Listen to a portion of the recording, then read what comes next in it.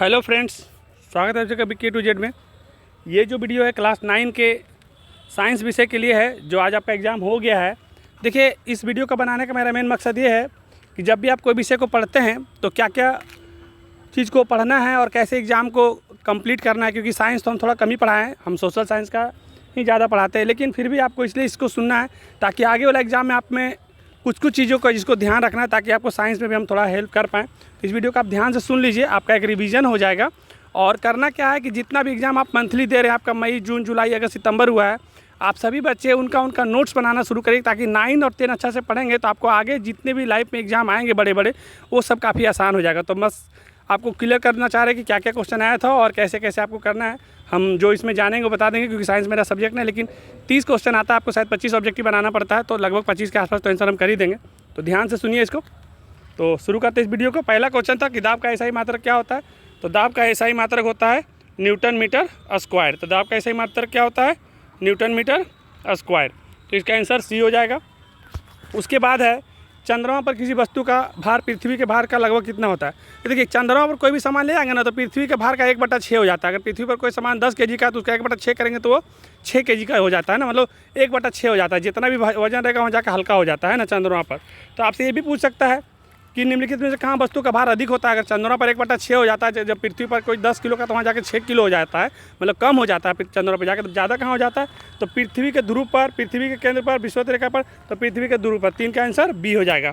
तो जब भी कभी भी पृथ्वी के ध्रुव पर कोई सामान को लेकर जाएंगे तो उसका वजन ज़्यादा हो जाता है।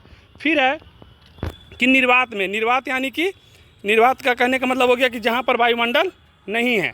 तो निर्वात में अगर कोई चीज़ को आप ले करके जाते हैं, तो निर्वात में अगर कोई चीज़ को लेके जाते हैं और अगर ऊपर से गिराते हैं, जैसे मान लेते हैं कि एक 50 kg का सामान और एक 5 kg का सामान, या एक लोहा या एक पंख या एक सिक्का या कुछ भी, तो 2 अलग अलग भार का भी सामान ऊपर से गिराइएगा निर्वात से, तो दोनों साथ में पृथ्वी पे पहुंचेगा। तो वही क्वेश्चन कहना चाह रहा था कि पहले पंख गिरेगा कि पहले सिक्का गिरेगा, तो दोनों पृथ्वी पर साथ में पहुँचेगा। बोला था निर्वात में एक सिक्का तथा एक पंख को साथ में गिराया जाता है, तो दोनों एक साथ पृथ्वी पर पहुँचेगा।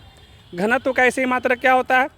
तो घनत्व का ऐसा ही मात्रक होता है केजी पर केजी मीटर क्यों होना चाहिए। इसका थोड़ा सा 5 का देख लीजिएगा, ध्यान में नहीं आ रहा है अभी हमको। उसके बाद है किस ताप पर पानी का घनत्व सबसे मतलब घनत्व महत्व होता है। देखिए, पानी का सबसे ज़्यादा ताप, अब कभी भी आप ये मत सोचिए कि 0 डिग्री पर सबसे ज़्यादा पानी का मतलब कि घनत्व रहता है। पानी का सबसे ज़्यादा ठंडा, सबसे ज़्यादा उसका घनत्व होता है 4 डिग्री पे। कितना डिग्री पे? 4 डिग्री पे। 4 डिग्री टेम्परेचर रहेगा तो पानी सबसे ठंडा आपको लगेगा, सबसे ज़्यादा घनत्व पानी का होता है। उसके बाद आगे बढ़ते हैं। 6 तक बता दिए, 7 से यहाँ पर ले रहे हैं इसको। 7 में है कि गुरुत्वाकर्षण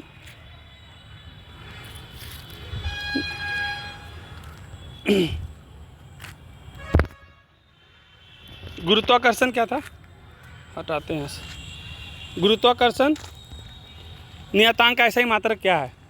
तो गुरुत्वाकर्षण नियतांक का ऐसा ही मात्रक होगा, ये भी एक बार देख लीजिएगा, हमको अभी थोड़ा सा ध्यान में नहीं आ रहा है।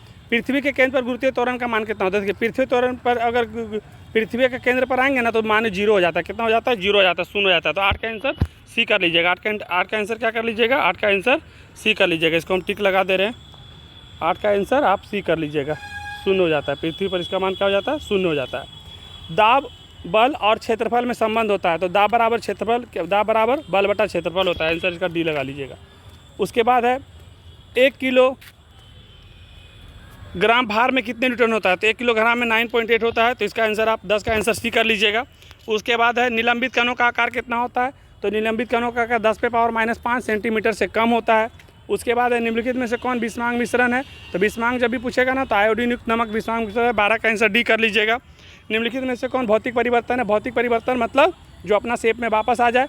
तो भोजन पाप जो पच के वापस नहीं आ सकता है, दूध से दही बन के वापस नहीं आ सकता। जल का जमना, जल अगर जम जाएगा तो बर्फ़ बन जाएगा, फिर बर्फ़ से पानी बन जाएगा, तो भौतिक परिवर्तन हो जाएगा। 13 का आंसर सी हो जाएगा। फिर उसके बाद 14 का चलते हैं आंसर में, तो 14 का आंसर हो जाएगा, 14 का आंसर हो जाएगा निम्नलिखित में से कौन शुद्ध पदार्थ है? तो सोल्डर, स्रवित जल, स्टेनलेस स्टील, समुद्र का जल। एक बार देखना पड़ेगा, इसमें समुद्र का जल शुद्ध तो होगा नहीं, ये हो सकता है डिस्टिल वाटर हो सकता है। बी आंसर होना चाहिए 14 का। उसके बाद निम्नलिखित में से कौन बारूद का अवयव है? बारूद के लिए चाहिए सोरा, गंधक और कोयला। आंसर होगा 15 का बी। उसके बाद निम्नलिखित में से कौन रासायनिक परिवर्तन नहीं है? रासायनिक परिवर्तन नहीं है पूछ रहा है ना, तो देखते हैं क्या क्या रासायनिक परिवर्तन है। प्रकाश संश्लेषण रासायनिक परिवर्तन है। हाँ, कांच का टूटना, देखिए कांच का टूटना रासायनिक परिवर्तन है, क्योंकि कांच टूटेगा तो फिर से कांच जोड़ दीजिए, वो कांच का कांच ही रह जाएगा, तो वो अपना हिस्से में वापस आ सकता है। तो ये रासायनिक परिवर्तन है। तो 16 का आंसर आप बी लगाइएगा। निम्नलिखित में से कौन समांग मिश्रण नहीं है? समांग मिश्रण नहीं है पूछ रहा है, तो नहीं है तो एयर, दूध है। जल और तेल, देखिए पानी में तेल कभी मिलेगा ही नहीं, हमेशा अलग ही रहेगा, तो ये समांग मिश्रण नहीं। 17 का आंसर आप बी लगा लीजिए। उसके बाद है निम्नलिखित मिश्रण में कौन विलयन है?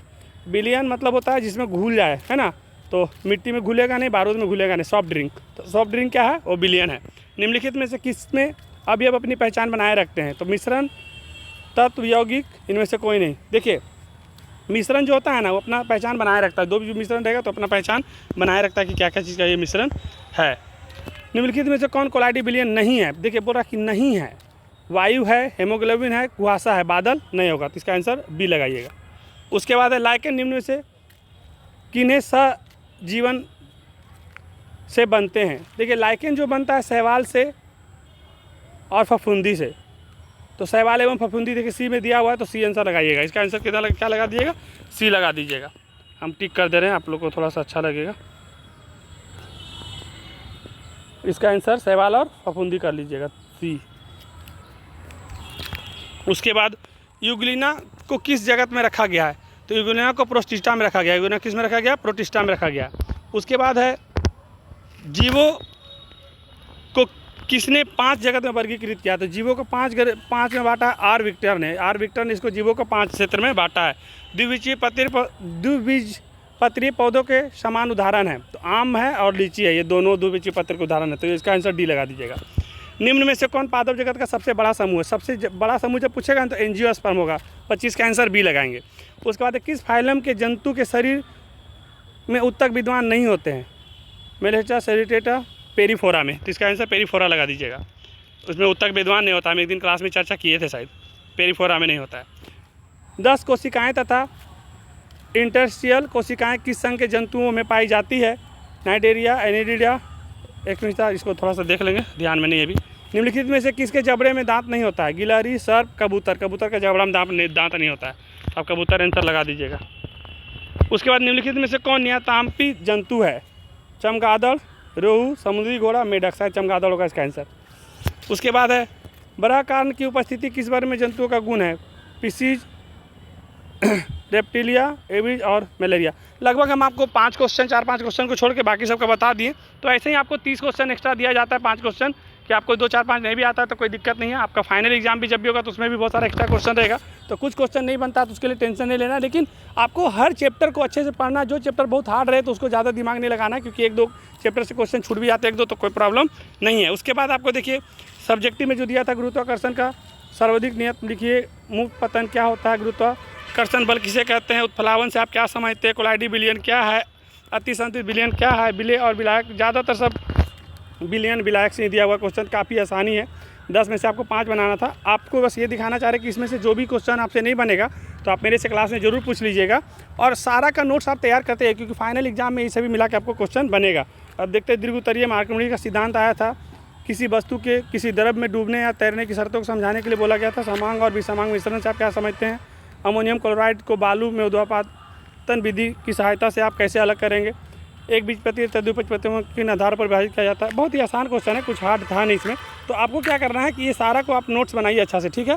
और कोई भी तरह का प्रॉब्लम हो किसी भी सब्जेक्ट में तो आप जरूर कमेंट करिए, और इस वीडियो को अच्छा लगे तो लाइक, शेयर और सब्सक्राइब करिए, ताकि उससे होगा क्या कि आपके पास नोटिफिकेशन पहुँचेगा और मेरा भी थोड़ा मन बढ़ेगा कि आप लोगों के लिए मेहनत किया जाए। तो इस वीडियो को यहाँ समाप्त करते हैं। धन्यवाद।